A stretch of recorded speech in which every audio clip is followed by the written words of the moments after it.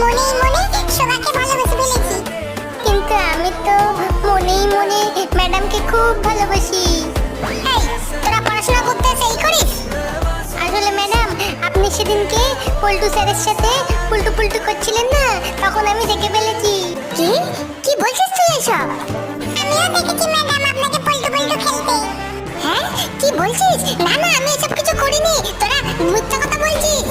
আমি দেখেছি আপনি পল্টু স্যারকে বলছিলেন ঘোড়ার মতন দৌড়াও, ঘোড়ার মতন দৌড়াও। আর বারবার বলছিলেন পল্টু পল্টু পল্টু পল্টু। কি এসব কি বলছিস তোরা?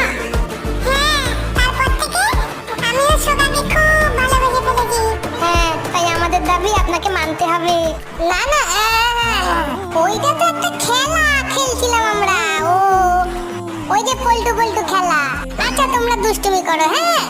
তোমাদের দাবি আমি মেনে নিলাম।